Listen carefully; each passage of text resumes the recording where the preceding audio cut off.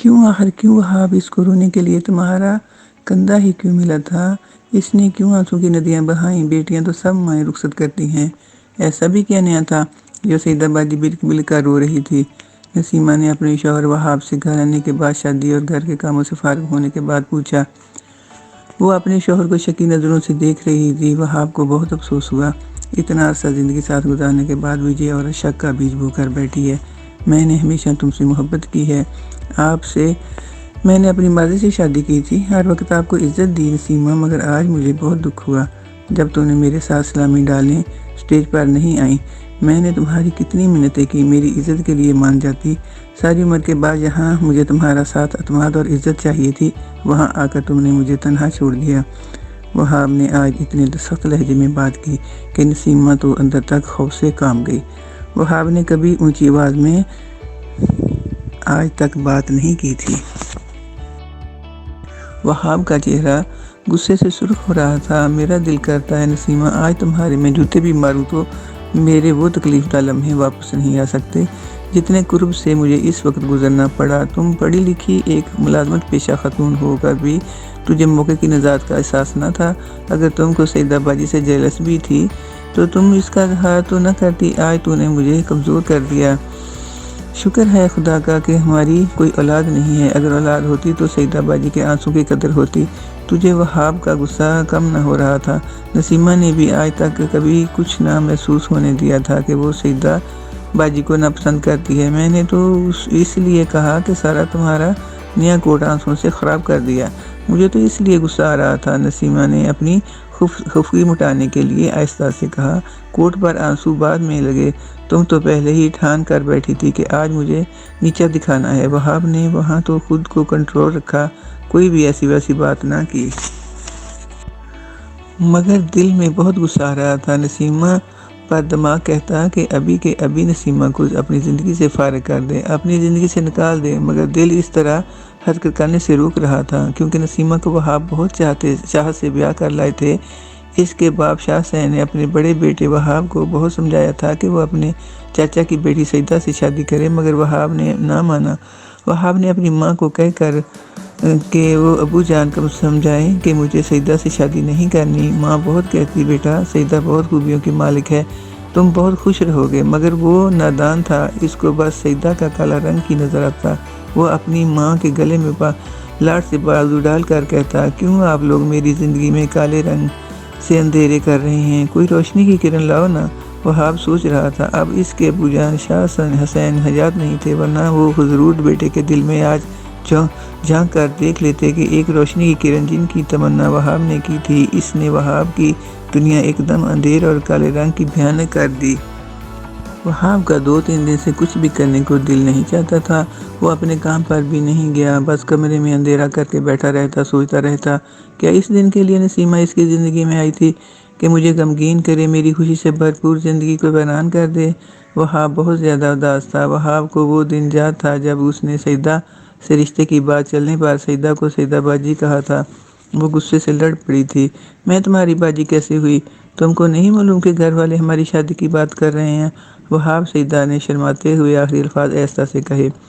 آپ کو غلط فہمی ہوئی ہے سیدہ باجی، میں نے اس طرح کی کوئی بات نہیں سنی۔ سیدہ باجی میرا بار بار سیدہ باجی کہنا سیدہ کو بہت برا لگ رہا تھا، اندر سے اس کو غصہ آ رہا تھا، مگر وہ کچھ کہہ بھی نہیں رہ سکتی تھی کہ میں ناراض نہ ہو جاؤں۔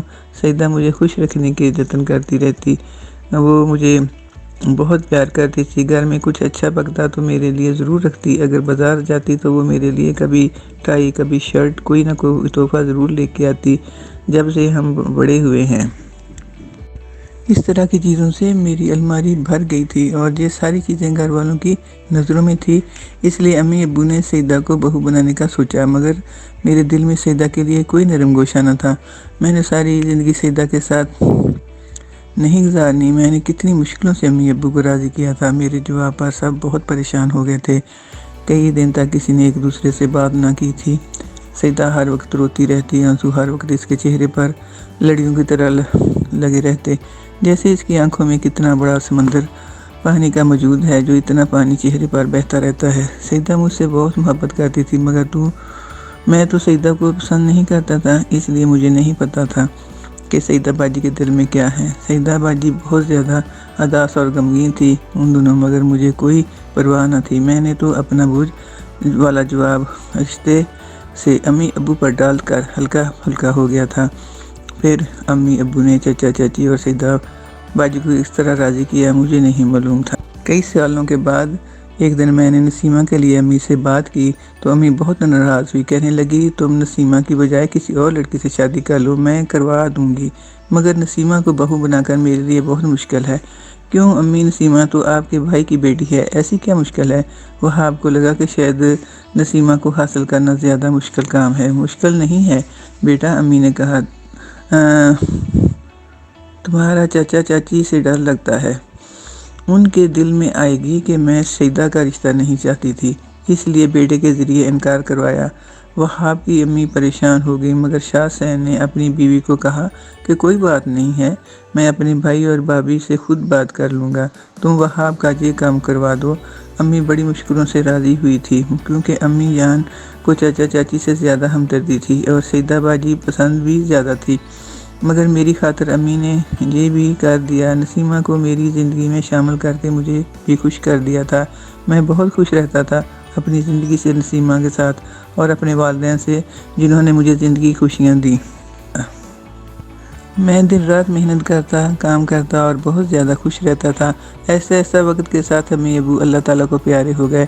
والدین کی بھی میری زندگی میں بہت حیثیت تھی۔ میرا گھر میرے امی ابو کی وجہ سے بابرکت اور پر رونق تھا۔ نسیمہ میرے لیے قابل فخر تھی، میں جتنا بھی اللہ تعالیٰ کا شکر ادا کرتا وہ کم تھا، مگر نسیمہ ایک نامکمل اور عام عورتوں والا کینہ اور دل دماغ رکھنے والی عورت نکلی۔ اس نے تو منٹوں میں مجھے ٹکڑے ٹکڑے کر دیا، پورے جسم میں بہت شدید درد تھا اور اس کا علاج بھی آج کسی کے پاس نہ تھا۔ وہاب سوچ رہا تھا اور بے دھیانی میں اپنے کمرے کی چیزوں کو دیکھ رہا تھا۔ نسیمہ بار بار کمرے کے چکر لگا رہی تھی، وہاب نے کوئی توجہ نہ دی، جوں کا توں ہی بیٹھا رہا۔ نسیمہ کو شاید اپنی غلطی کا افسوس ہونے لگا کہ کیوں میں نے اتنا برا رویہ اپنایا تھا، اپنے اندر کے جلس پن کو ختم کر کے کیوں نہ وہاب کے ساتھ اس کی خوشیوں میں شریک ہوئی۔ وہ خود کو ملامت کر رہی تھی، مگر شاید اب پچھتانے کا کوئی فائدہ نہیں تھا۔ وقت نکل چکا تھا، اب نسیمہ خود کو جتنا بھی ملامت کرتی کم تھا، اب گزرے وقت کا مداوع نہیں ہو سکتا تھا۔ ایسا وہاب بیمار رہنے لگا۔ وہ ایک بینک میں مینیجر تھا، وہ وہاں بھی صحیح سے کام نہیں کر پا رہا تھا، اس لیے بینک والوں نے گھر پر شکایت کر کے وہاب کو نوکری سے فارغ کر دیا۔ نسیمہ کو سمجھ نہیں آ رہا تھا وہ ایسا کیا کرے کہ وہاب پہلے کی طرح ہو جائے۔ نسیمہ کو جب ملال نے زیادہ ہی گھیر لیا تو اس نے اپنی چھوٹی بہن سے بات کی۔ تب بہن نے کہا کہ اب کسی طرح سیدہ سے بات کرو اور دونوں سے معافی مانگو، تب شاید حالات بہتر ہو جائیں۔ نسیمہ کو بھی یہ بات ٹھیک لگی۔ اس نے نسیمہ کو کسی طرح سیدہ کو بلایا اور سیدہ باجی اور وہاب دونوں کے سامنے اپنی شرمندگی واضح کر دی، ساری من کی بات کر دی۔ وہاب نے تو کچھ بھی نہ کہا، وہ جو ہی رہا خاموش اور اداس، جیسے وہ بالکل ہی ویران ہو گیا ہو۔ سیدہ باجی نے اپنے اس وقت کے آنسوؤں کے بارے میں بتایا۔ وہ خوشی کے آنسو تھے، میں نے تو محبت کرنے والوں کو ملایا تھا، کیونکہ محبت کا درد میں جانتی تھی، اس لیے جب لڑکے نے میری بیٹی سے شادی کا ارادہ ظاہر کیا تو میں نے حامی بھر لی، مگر میری بیٹی نہ مانی، کیونکہ لڑکے کا رنگ کالا تھا اس لیے، مگر میں نے اپنی بیٹی کو سمجھایا کہ وہ لڑکا بہت اچھا ہے، تجھے بہت چاہتا ہے، اس لیے تجھے خوش رکھے گا، اس کے ساتھ تم نکاح کر لو۔ بیٹی سیدہ نے اب بھی آنسو بھری آنکھوں سے کہا، اور سیدہ نے یہ بھی بتایا کہ اب اس کی بیٹی واقعی بہت خوش ہے۔ سیدہ خوشی دونوں وہاب اور نسیمہ کو اپنے دل کا حال دھیرے دھیرے سنا رہی تھی۔ ادھر نسیمہ بھی اپنے اندر پیدا ہونے والی ملال سے باہر آ رہی تھی، مگر وہاب کو روشنی کا سکون نہ مل سکا، وہ دھیرے دھیرے اپنی سانسیں رکتی ہوئی محسوس کر رہا تھا۔ وہاب تندرست نہ ہو سکا، بس اللہ تعالیٰ کو پیارا ہو گیا۔ انا للہ و انا الیہ راجعون۔